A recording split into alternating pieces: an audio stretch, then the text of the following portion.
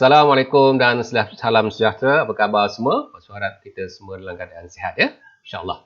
Baik, dalam siri kali ini ya, Pak Su nak kongsikan sedikit maklumat berkaitan dengan kesan ya. Apakah kesan-kesan stres ya yang akan seseorang alami ya ataupun rasai ya apabila dia menghadapi stres, terutama dalam tahap yang kita kata tinggi ataupun kronik ya dan berpanjangan ya. Baik, kesan-kesan stres ni ada satu mungkin dari segi fizikal ya, dari segi badan kita ya, yang kita akan dapat rasakan dalam badan kita ni bila kita stres kita rasa macam mana ya. Yang kedua dari segi pemikiran, mental. Mungkin kita mengalami kesan-kesan mental ya. Dan ketiga dari segi emosi, perasaan kan ya. Agak-agaknya apa perasaan kita kalau kita stres ya, ini betul-betul stres ni, apa perasaan kita. Ya. Dan yang keempat ni adalah kesan dari segi tingkah laku ya, behavior, tingkah laku kita. So bila seorang tu dalam keadaan terlampau stres, tingkah lakunya macam mana kan? Ya. Dan keempat-empat kesan tadi akan memberi kesan yang menyeluruh dari sudut kesihatan ya. Kesihatan dan juga kesejahteraan kehidupan kita seharian ya. Okey. So kita sekarang tengok dengan lebih mendalam ya, apakah yang mungkin kita akan dapat rasai ya bila kita mengalami stres dari sudut fizikal, dari sudut kesihatan fizikal ya. Baik, yang pertama kita mungkin mengalami sakit kepala ya. Bila kita stres je kita akan rasa sakit kepala ya. Dan kadang-kadang juga mungkin boleh jadi migraine ya. Migraine ni lagilah keadaan yang lebih teruk lagi kan ya. Migraine ya. Dan Pak Su dalam pengalaman peribadi Pak Su pun, Pak Su dulu muda-muda ya pernah kena migraine. Masa ada sekali tu final exam kat universiti kena migraine ya. Jadi Pak Su nak ambil MC pun rasa macam sayang kan, sebab kita dah buat ulang kaji, dah macam-macam prepare kan ya. Jadi Pak Su makan ubat pergi jugalah ya. Mujur lah dapat juga B+ ya. Tu migraine ya. Baik, yang kedua kita kata tekanan darah tinggi ya. Ni kesan yang mungkin kita juga boleh tahu ya, kalau kita ada alat untuk mengukur blood pressure tu kita boleh tengoklah ya. Kalau normal 120 bawah 80. Ni terutama kepada orang muda-muda lah. Kalau yang usia macam Pak Su ni, kalau dapat 130 bawah 90, 85, 86 tu kira dah okey ya. Jadi kalau kita dapat 150, 160 atas kan, itu mungkin kita mengalami stres ya. Kalau kita dah dalam keadaan faktor-faktor lain kita jagalah ya. Baik, kemudian serangan jantung ya.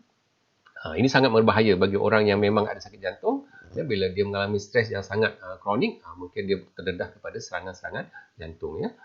Ini kita kena jaga ya, serangan jantung. Dan seterusnya ialah insomnia. Insomnia ni makna keadaan susah nak tidur ya. Susah nak tidur ya. Biasa tidur pukul 11, sampai larutan 2, pukul 3, pukul 4, pukul 5 sampai subuh tak boleh nak tidur ya. Jadi ini akan memberi kesan buruk lah. Maknanya kalau kita pelajar, mungkin kita tak boleh ikut kuliah besok. Kalau kita bekerja, mungkin kita pasal ambil MC ya, dan sebagainya. Baik, yang seterusnya ialah penyakit-penyakit kulit ya. Gatal-gatal kulit kita kan ya. Kalau kita tak stres, kita okey je ya. Tak ada pula gatal-gatal dan sebagainya. Bila kita stres, lagi stres, dia datanglah, timbullah semua ya. Paksa kita pergi klinik ya, doktor prescribe ubat, makan ubat dan sebagainya ya. Dan seterusnya ialah diabetik, kencing manis ya. Orang yang memang ada penyakit kencing manis, bila dia stres, keadaan dia akan lebih buruk. Kerana apa? Kandungan gula akan meningkat dengan cepat ya kalau dia stres. Kalau dia tak stres, kalau dia tak jaga makan, kadang-kadang naik juga. Ya. Tapi kalau dia stres, ya, kronik pula tu, mungkin dia akan melonjak ya, kandungan gula dalam darah dan penyakit menjadi lebih serius lagi ya.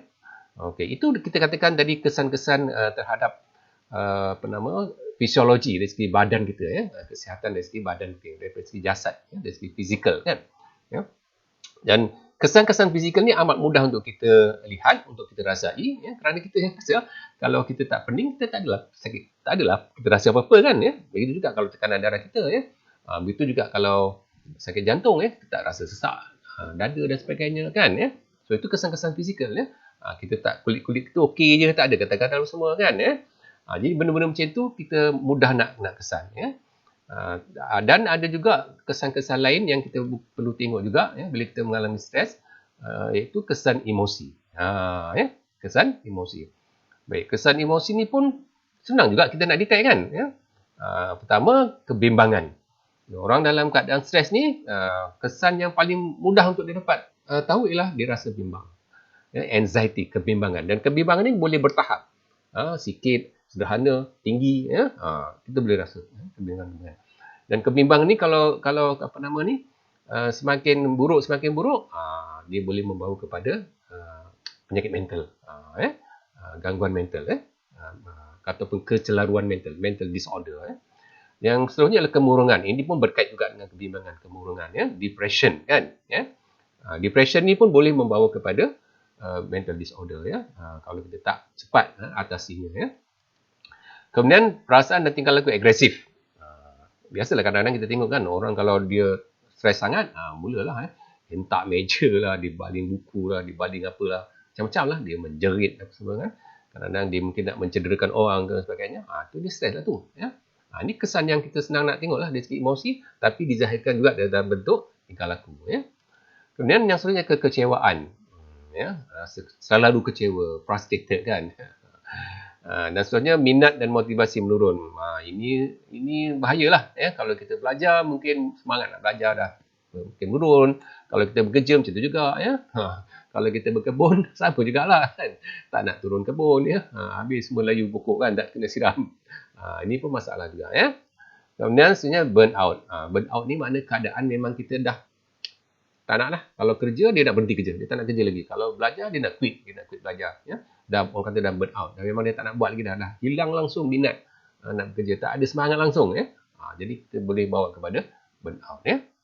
Dan seterusnya kita lihat pula dari kesan dari segi mental, dari segi pemikiran. Biasanya kalau orang mengalami stres yang kronik, dia akan mudah untuk hilang fokus. Jadi kalau kita belajar, kita tak boleh fokus masa cikgu mengajar, pensyarah mengajar, tempat kerja pun macam tu juga. Bos suruh buat satu benda A, kita buat benda B. Jadi kita dah hilang fokus. Dan seterusnya adalah fikiran berserabut. Macam-macam ada dalam kepala ni. Dan ini boleh membawa keadaan kita sukar untuk nak buat keputusan. Jadi kalau orang dalam keadaan stres, jangan diajak bincang. Jangan ajak mesyuarat, sebab bila mesyuarat dia tak boleh buat keputusan yang bijak, yang baik untuk kita. Dan fikiran negatif. Ini pun satu juga. Tendensi untuk berfikir secara negatif tu amat tinggi bagi orang-orang yang sedang mengalami stres, terutama stres yang di tahap yang kronik. Okey. Mudah lupa. Jadi kalau orang tu mudah lupa, kemungkinan dia stres. Itu kesan dia. Mudah lupa.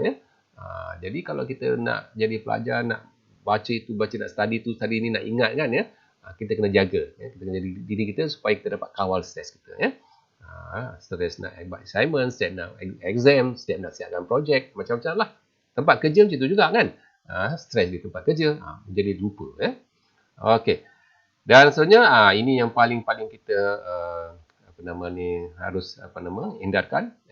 Mungkin seseorang tu dah terlampau sangat stres, berpanjangan, sangat kronik, dan akhirnya mungkin dia nak buat keputusan untuk membunuh diri. Ini minta-minta lah kita dijauhkan lah. Jadi itu di antara beberapa kita katakan kesan-kesan stres dari sudut emosi dan juga dari sudut mental. Jadi bolehlah kita simpulkan bahawa bila seseorang itu mengalami stres, terutama stres pada tahap sederhana ataupun tinggi, ataupun kita kata kronik tadi, maka kesan-kesan dari sudut fizikal, fisiologi, macam kita kata penyakit-penyakit tadi, kemudian kesan dari segi emosi kita, perasaan kita, dan kesan dari segi mental kita. Ini semua kita akan dapat lihat pada diri kita ataupun pada diri orang yang berhampiran dengan kita. Keluarga kita, dengan rakan sekelas kita, rakan sekerja kita, dalam masyarakat, kita akan dapat lihat kesan-kesan ini.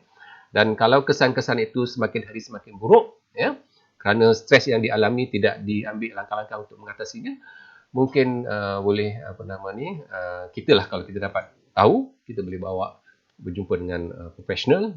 Kalau dia melibatkan penyakit fisiologi, fizikal, bawalah ke klinik, hospital dan sebagainya. Kalau bersifat emosi, kalau kita sebagai seorang rakan yang baik, pendengar yang baik, kita mungkin boleh bantu. Ataupun kita berjumpa dengan profesional. InsyaAllah lah. Kita nak pastikan diri kita sentiasa dalam keadaan tenang, sentiasa dalam keadaan ceria, bahagia kan. Jadi kalau ada apa-apa masalah timbul dalam kehidupan, cepat-cepat kita atasi, insyaAllah. Baik, sehingga kita bertemu lagi dalam kesempatan yang akan datang. Salam motivasi.